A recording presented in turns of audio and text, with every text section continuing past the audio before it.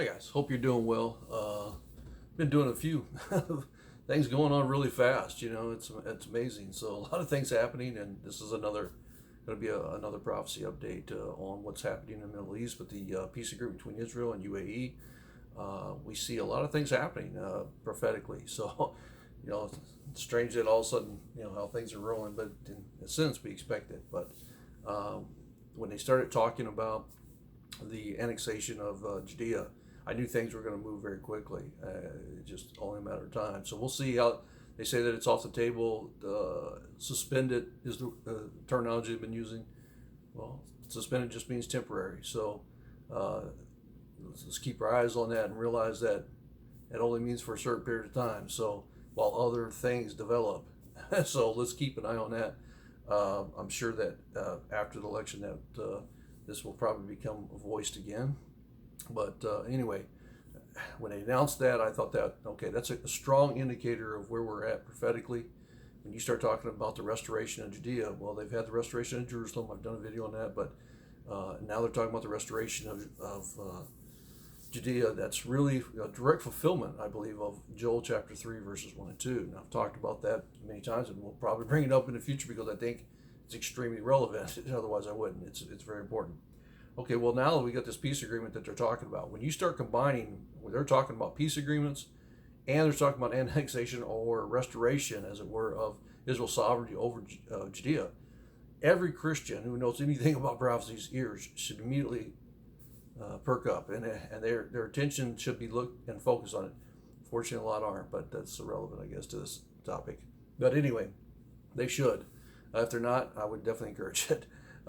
I think the signs are clearly around us that the end times are upon us. We're right at the door, literally. And I believe the rapture can occur at any time. Now, I had a rapture dream, and people take what it's for what it's worth. It's a dream, but I think God, as He said He would speak to us in dreams and visions and so forth, I believe that in the last days He is. And that dream was very powerful. So if you get a chance, look at that video. I think you'll be blessed by it. It was definitely one that was very powerful to me, unlike any other dream I've ever had. Pretty amazing. So I give it the credence that you think it is, but I think it was important. I think it, like I said, just watch it and see what you think. But in any case, hopefully it's a blessing to you. I really do. That's why I would encourage you to do it. So. But yeah, it's amazing. I think that when they start talking about these type of events, these are the things the church has been looking for 2,000 years. This is the stuff that's they're looking at what the prophets, people before us who are Christians are the faithful have looked at the prophets and what they've talked about, the coming of Christ, the apostles, what they talked about and wrote about. These things that Christians throughout the centuries have talked about and looked at. We're blessed to be able to be living through this amazing time. I kind of touched on this before in a previous video, but when the final empire, we're seeing such amazing things develop all around us. I mean, you can't make this stuff up, and I kind of went into it a little bit there. I'll touch on it briefly here, just for those who may not be acquainted with this subject or maybe new in the faith or whatever. But the Bible clearly indicates that there will be end times. One of these would be a peace agreement that's going to come. Well, we'll touch on that is initially, and then we'll look at some other things. So the peace agreement that the Bible talks about that would happen would come from Daniel 9, verse 27. And we'll read that here in a little bit, but I want to first go to 1 Thessalonians chapter 5, verses 1 through 3. I think it's, and I'm not saying that leaders shouldn't pursue peace. Don't get me wrong. Leaders should pursue peace, but we as Christians should have we shouldn't have a superficial look, our vision, our ideal, and when we see things, we have to realize there's spiritual forces acting behind the scenes, and that these all have consequences, especially when you introduce the nation of Israel into the topic, especially when you start talking about the restoration of Judea, Jerusalem, especially when Jerusalem's involved in it, these kind of things, because we know that these are things that God declared His land and that He would return back to it and so forth. So very important things are happening. And so, one of those things that he talked about was that there would be this false peace. And this false peace would lead people to a false perception that, hey, good times are upon us, everything's okay, and this is normality, and good things are going to happen for everybody, including Israel and so forth. But what God says is that no, wars have been decreed upon you. When he gives his message to Daniel, he says that there's the 70-week prophecy, the famous one that you read in Daniel, that wars are decreed upon your people for, this is what's going to happen. So you're going to see wars and tribulation and so forth. This is what's going to happen. It's not going to be peace. It's going to be a false peace, and this false peace is ultimately going to lead to this final prince or Antichrist or beast, whatever. He goes by lots of names. You can watch my video on Antichrist, but he's known by a lot of names throughout Scripture.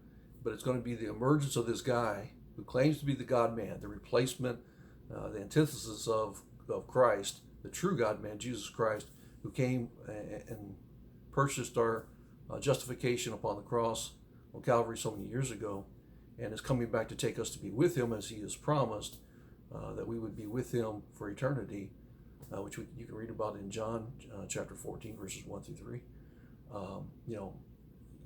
These are the promises that we're waiting for. Well, so it's not that we're looking for some kind of pie in the sky here in a bye-bye type situation. No, we're looking for the fulfillment of God's promises to us, and his promises that he would come and take us to be with him, that those who are alive at that time would be translated into eternity and be with him and meet him in the clouds in the air. There's two prophecy chapters that called prophecy verses. 1 Thessalonians chapter 15, verses roughly 51 through 53. Also 1 Thessalonians chapter 4, verses 17 and forward. You can read some of those roughly all the way to 17, and you can see that it talks about his promises of us as a church being translated and coming to be with the Lord for eternity. That's what I think is very near. I mean, really near. I think we're going to realize who this Antichrist figure is probably pretty soon. I think church as a whole, the body of Christ, when I say the church, the true called out believers in Jesus Christ, will be telling people this is the Antichrist. This is the guy. I think he'll be revealed in some sense. But after that, in my opinion, the Antichrist will, and I think that fits in 2 Thessalonians chapter 2, where it talks about the revealing of this beast, this Antichrist figure. We'll know who he is. We'll tell the world. They most likely won't listen or believe. And then I believe the rapture will occur some point between that point and ultimately his 7-year peace agreement, which we're going to get to, which is where we get the point of the, what you would call it, the demarcation line, as it were, for the beginning of the tribulation. But when you see a 7-year peace agreement being signed between the nations, it says, and the emphasis seems to indicate that it's going to be Israel. It doesn't say Israel specifically, it just says the nations.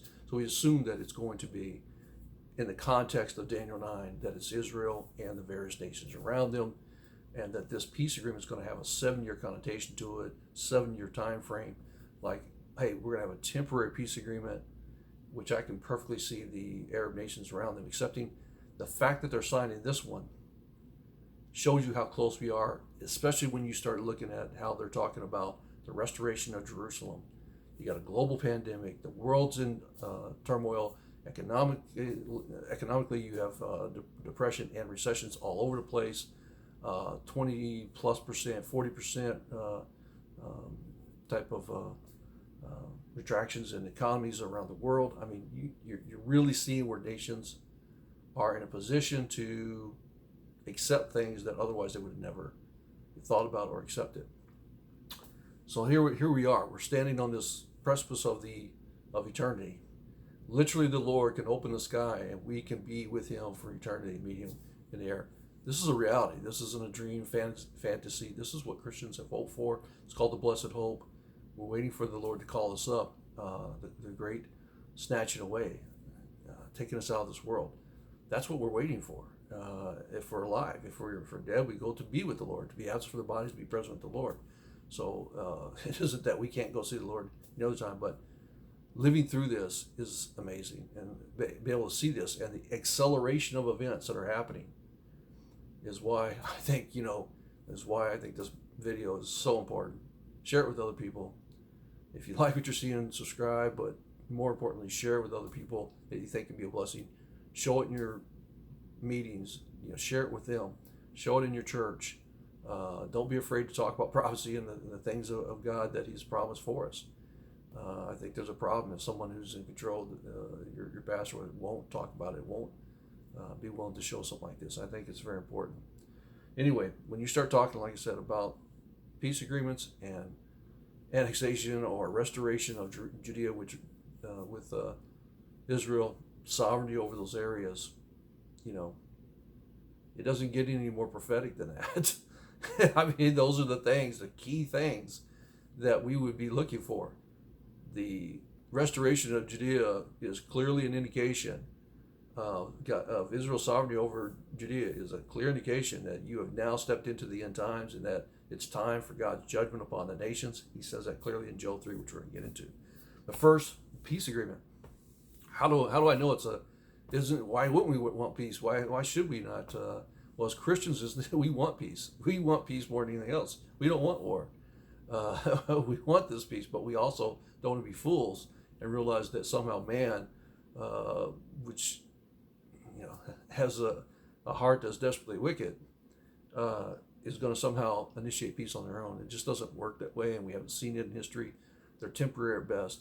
Well, this one's probably going to be temporary as well, and I'm not saying anything bad about other people. I'm just simply saying it's a false peace, in my opinion. So anyway, we see here it says now in chapter 5, 1 Thessalonians, verses 1 through 3. It says, now as to the times and epochs, brethren, you have no need of anything to be written to you, for you yourselves know full well that the day of the Lord will come just like a thief in the night. Again, quickly, fast.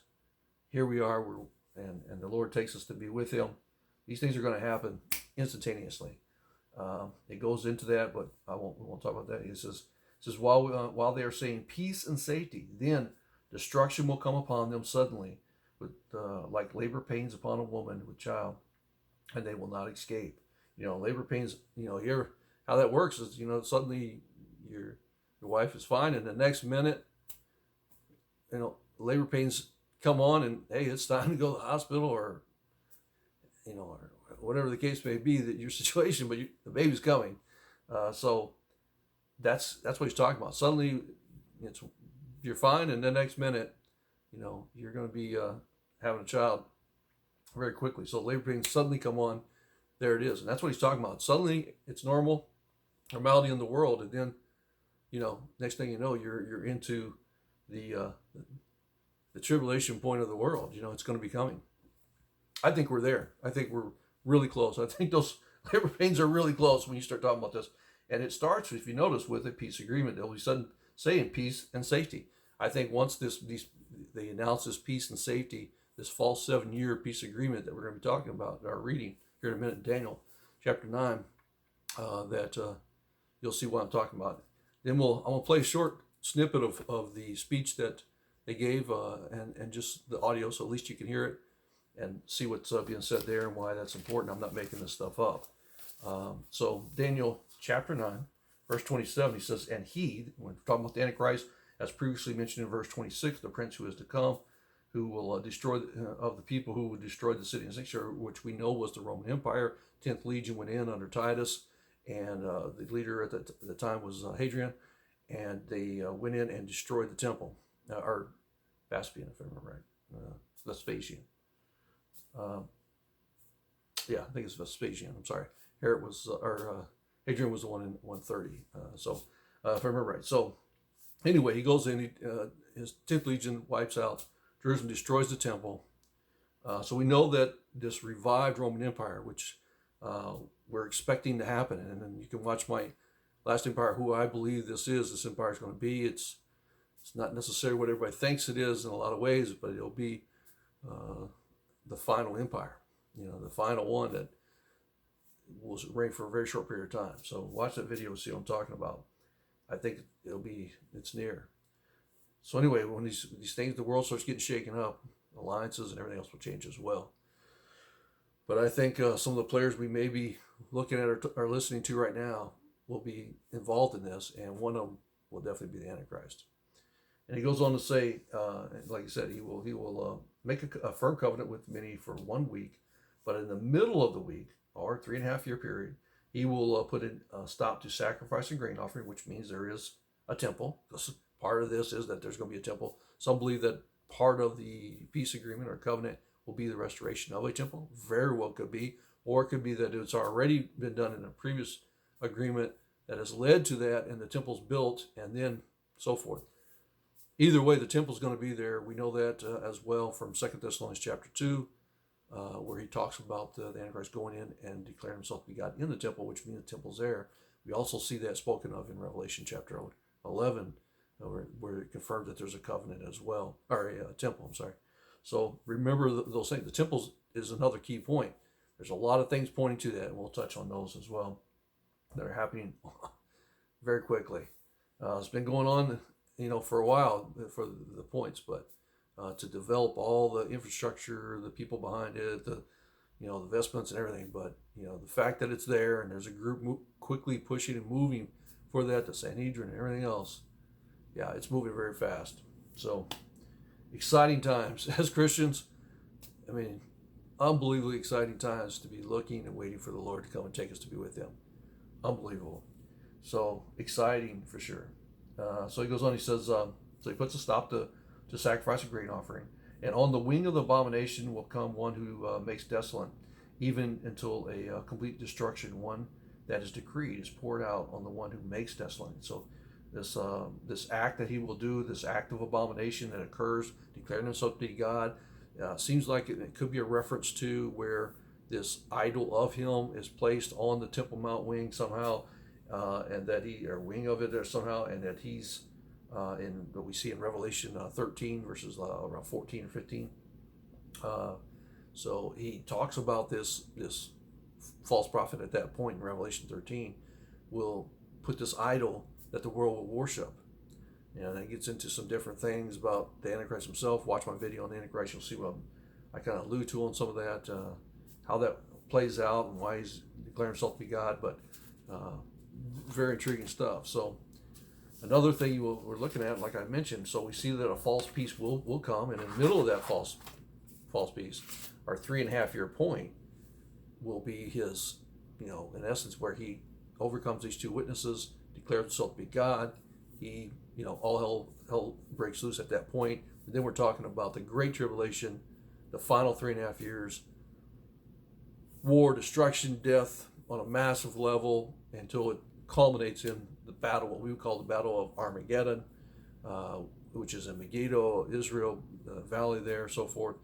You're talking about the finale of all things, and how that leads up to it, the deception of Satan and the false prophet and the Antichrist, the demons that come out of them, that go out to deceive the nations and bring them. We see that in Revelation chapter 16. So things are happening very quickly. Those things are going to happen, and ultimately the end will come, and the culmination will be that the bride will already be in heaven with the Lord, as we see him in chapter 19. The bride's already in heaven. First resurrection hasn't even taken place. How does that happen? If you don't believe in pre-tribulation rapture, you have a problem. But in in chapter 20, suddenly we see the Lord coming back and takes possession, declares sovereignty over the earth, and the millennial reign begins. 1,000-year peace. Satan is locked away. He's captured. He's chained. He's thrown into the abyss somehow, and chained away in a place that he can't escape. And the rebuilding of the earth at this point begins. We're reigning with the Lord. We're with him for eternity. From that point on, we will always be with the Lord. And that's the greatest thing of all.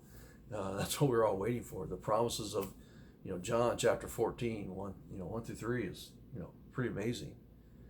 Christ talks about it. You believe in God, believe also in me. He equates himself equal with God. At that point, you believe in God, believe also in me. It declares his deity right there. When people say Jesus never claimed God, he does right there, if you're paying attention. So that's simply false. And he's the second person of the triune God. And he goes on, I go to prepare a place for you. Where I go to prepare a place, you will be with me also. If it wasn't so, I would have told you. My house are many mansions, so forth. That famous message that he gave to the bride, to us, you, me, is our blessed hope. We're waiting to be taken to live with him for eternity. Nothing's going to be any better than that. I mean, it doesn't get any more exciting than that. And we can see these events happening all around us in real time. I mean, it's amazing. I mean, if you're awake, it's spiritual. I'm talking about awake, and yeah, it's amazing. So, Joel chapter 3, verses, and I've read this before, but we'll go over again just real quick. It's only 2 verses. Verses 1 and 2. It says, "For behold, in those days and at that time, when I restore the fortunes of Judah and Jerusalem." Jerusalem's already been restored. Jerusalem's already been restored. Jerusalem is the one. The sovereignty of Israel back over that. The Jewish people over those areas. That's the point, which we will see in verse 2. He says, at that point, he says, "I will gather all the nations and bring them down to the valley of Jehoshaphat. There I will enter into judgment with them there on behalf of my people and my inheritance Israel." No mention of church, nothing like that, because the church isn't here at that point, in my opinion. I think that we're with the Lord at that point. Whom they scattered among the nations, did happen, regathered in 1947, dramatically, in one day declared himself to be Israel, just fulfilling what's in Isaiah 66. And one day he brought Israel back, and they declared their statehood, and the name of Israel as their city, or as their state, and ultimately, next thing you know, in 1967, they recaptured Jerusalem on the 6-day war. The 7th day, they're resting on the Temple Mount, which I think is a foreshadowing event of seeing how God has said, hey, we're moving into the final days. You've had six days of Gentile reigns throughout the world. The 7th one will be the millennial reign of Christ. The peace is the Sabbath rest of Israel, which has been promised. And we'll participate as Gentile church, and the Jewish church has combined as the Church of Christ, as part of that receiving God's rest for that 7th rest. Pretty amazing. And we're looking forward to that. I mean, it's going to be amazing. So he says, so he goes, "I will gather nations, bring them down to the valley of Jehoshaphat. There I will enter into judgment with them there on behalf of my people and my heritage Israel, whom they have scattered among the nations, and they have divided up my land." It's exactly what they did. And what they're trying to do now is divide up the land, try to give it to some people called Palestinians, so-called Palestinians, which actually are just nomadic people from various parts of the Middle East that settled there, and during the various wars and so forth, they claimed it was their land, when in fact it wasn't. It was just simply nomadic people who lived there, and then they came there to work as Israel started to develop the land and drain the swamps and build infrastructure and everything else that they did.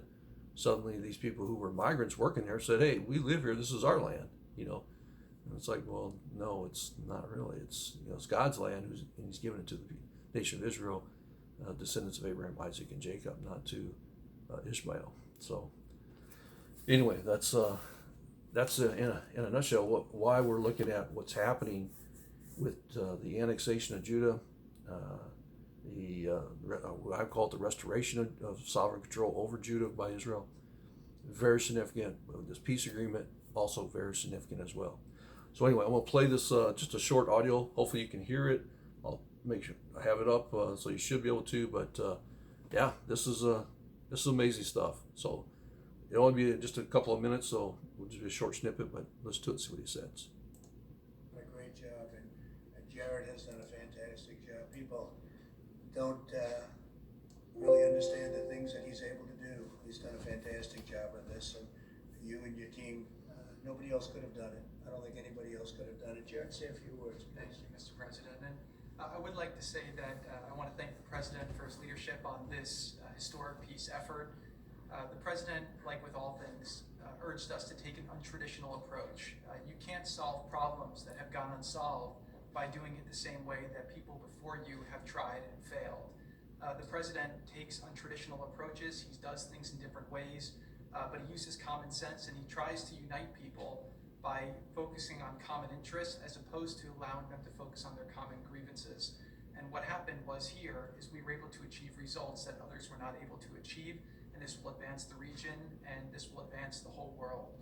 I would like to say to the people of the region, Muslims, Jews, Christians, that this does give hope, that the problems of the past do not condemn you to future with conflict. There is a lot of hope and a lot of potential, and this will benefit you, and this will also benefit people here in America, because in America, we used to have a big dependency on the Middle East for gas and for oil. Thanks to your leadership, America is now energy independent. We no longer have that, but a lot of American soldiers have fought for securing our allies in that region and making more peace there. Lessons our need as a country to have as many soldiers in that region, and lessons our need to have as many conflicts in that region. And obviously radical extremism, which we see as a cancer that has infected so many areas in the world. A lot of the extremists have used these conflicts to recruit people and to say that the mosque is under attack and that Muslims don't have access to the mosque. And now this will enable people to take flights from Dubai and Abu Dhabi directly to Tel Aviv. Muslims will be welcome in Israel, and this will create better interfaith exchange. So this is a tremendous step forward for peace in the world, for America, for Israel, for Abu Dhabi, and all would not have been possible without your leadership. So I just want to thank you. Very much. Thank you, Jerry. What a great. All right, there you go. Wow, you see how they suddenly are all applauding this and saying, this is amazing. And we should always seek peace. We should always want peace and encourage it throughout the world. So it's not like we're not. But when it comes to Israel, Jerusalem, these kind of things, dividing of any kind of land, restoration of Judah while they divide the land as well, which is what they're talking about. Part of this agreement is that Israel will have sovereignty over Judah, Samaria and Judah, but divide portion of the land and give it to the Palestinians. That's exactly how the word describes it, as God's word describes it in Joel chapter 3 there. They divide the land, yet he has sovereignty control over Judah.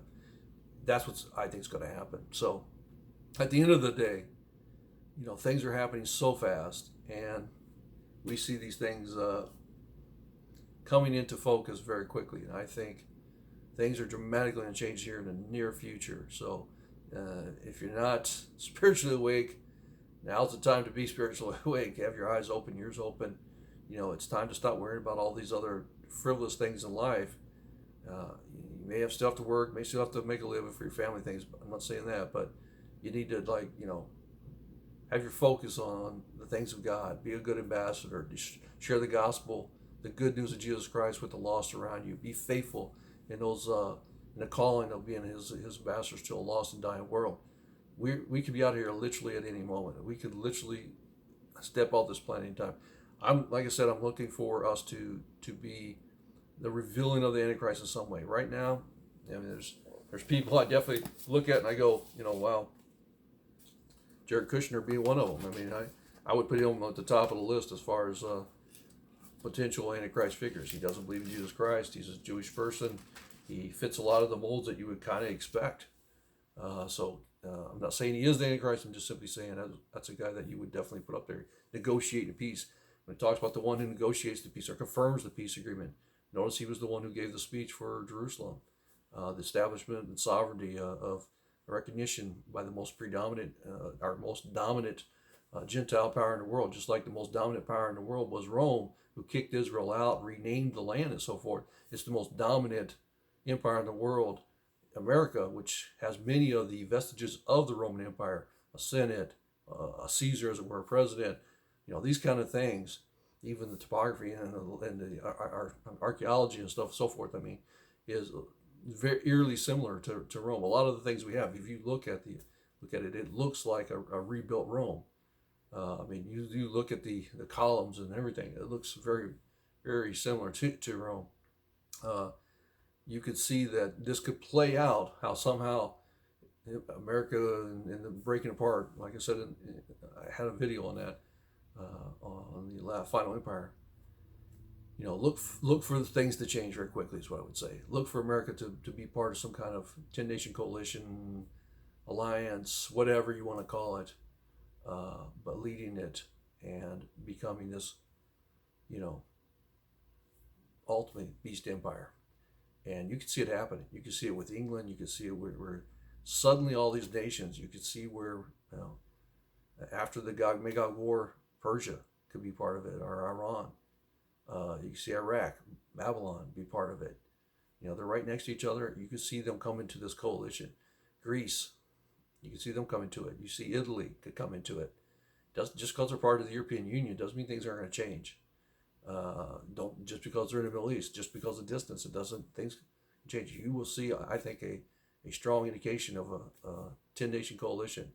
America's, would have at that point defeated Iran or Persia, would have defeated Iraq, Babylon, would have defeated World War II, Italy, which they did. People forget that. It's mostly American forces that did that. So that's the three that would have been defeated, and suddenly now they all would be part of this 10-nation end times coalition or empire of the beast, headed up by someone coming out of one that's most likely America, which would be somebody like a Kushner. Something to keep an eye on. Anyway, God bless, be safe, and once we know who the Antichrist is, we'll certainly be telling people, and I think we'll be out of it very shortly. God bless. Keep looking up. I think the Lord's coming back for us very soon.